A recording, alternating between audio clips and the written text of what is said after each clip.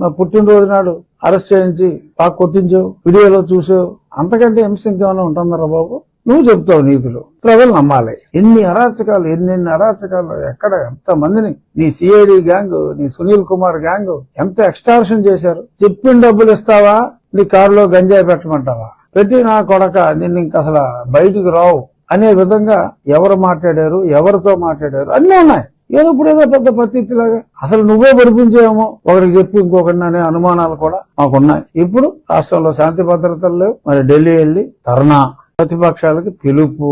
అప్పుడు నన్ను హింసించినప్పుడు నేను ప్రతిపక్షాలకి వేరే పార్టీ నాయకులు అందరికీ చెప్తే ఇదే జగన్మోహన్ రెడ్డి ఫోన్ చేసి అదంతా అబద్ధం, అది నమ్మొద్దు, అంత ధైర్యంగా కొట్టించి చూసినోడివి అంత భయపడిపోయావే. దాని గురించి నలుగురు ప్రశ్నించేటప్పటికి, 4 ట్వీట్లు పెట్టేటప్పటికి అడిలిపోయావే. అది ఏదో పనులు చేసే ముందు ఉండాలి ఆ జ్ఞానం. సరే ఇప్పుడు మా కేసు తేలిపోద్ది త్వరలో. కానీ ఇప్పుడు వెళ్ళి